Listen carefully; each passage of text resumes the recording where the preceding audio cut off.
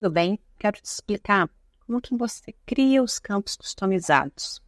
Então, você tem aqui um menu lateral, a parte de configurações. Isso para quem é admin, tá? Então, que tem essa permissão aqui. E você tem aqui várias opções. Uma delas está aqui, ó, campos customizados. Aqui você pode criar campos customizados para os cadastros de lead, de clientes, de empresas, de prospects, dentro do formulário de oportunidades, enfim. Então, aqui você tem a possibilidade de criar vários campos, tá? Então, quando você vai fazer a importação de uma base de cadastros e afins, que os campos não estão dentro, que os campos não estão cadastrados, você precisa antes fazer esse cadastramento, tá? Então, por exemplo, aqui eu tenho os dados básicos do sistema, que a gente traz aqui sempre com a nomenclatura dados do cliente, ok? Você tem a opção de criar outras abinhas aqui. Então, para você criar outras abas, vamos dizer assim, patrimônio, você tem aqui, ó, agrupadores. Aqui em agrupadores, a gente traz algumas opções, mas você também tem a opção de editar algum desses, ou então de criar um novo, tá? Então, eu vou pegar esse aqui de acompanhamento para a gente fazer a edição e eu vou colocar ele chamado como patrimônio. E agora, o que é esse posicionamento? Tá? Então, aqui dentro do formulário, eu tenho que a posição 1, que está os dados do cliente. Então, em qual posição eu quero que esta aba fique? Na primeira ou na segunda? Então, eu coloco aqui, então, eu vou colocar na segunda. Recursos, né? Porque essa aba você pode colocar em contato, em oportunidade, em empresas, enfim, tem bastante lugares. Então, aqui a gente está criando o campo para contato, né? Para lead, para prospect ou para cliente. Se você for em oportunidade, a lógica é a mesma. Em qual aba da oportunidade você quer que esse agrupador apareça? Menu expandido, ou seja, sempre que você abrir o cadastro do cliente, essas informações já vão estar aparecendo. Caso você não queira, você deixa sem, que ele vai ficar minimizado, tá bom? Mesma coisa aqui, exibido no resumo. Então, quando você clica para visualizar o resumo, se você quer que apareça essas informações ou não. Então, vou dar aqui um salvar. Fiz, então, a alteração aqui do meu agrupador. Eu volto, então, para eu criar meu campo customizado, tá? Dentro do meu campo customizado, eu venho aqui, então, um novo campo.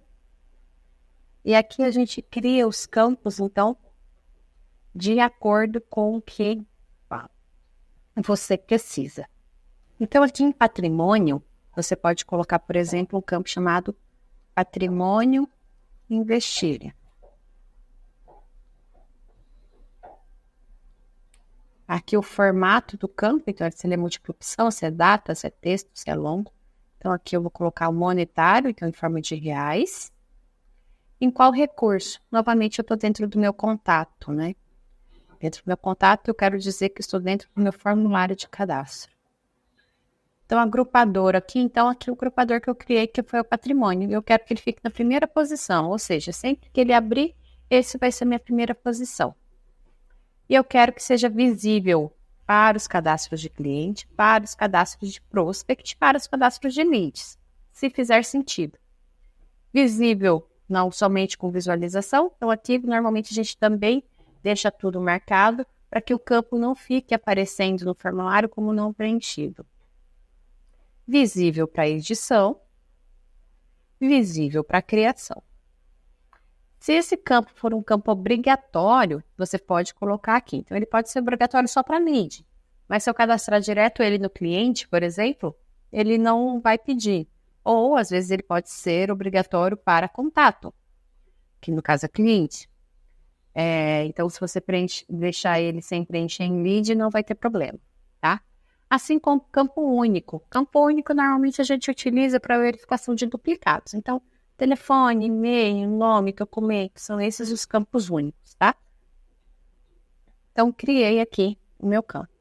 E aí, a partir disso, você vai construindo esse formulário. Vou fechar aqui, vou abrir de novo para atualizar essa informação, novo cadastro de pessoa.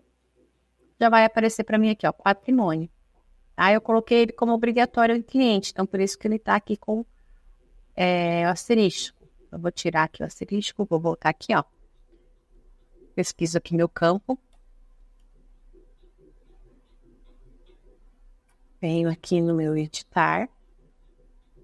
Tiro aqui. Salvei. Volto aqui. Ó, já não está mais como obrigatório, tá? Então, assim você vai construindo os campos customizados que você precisa.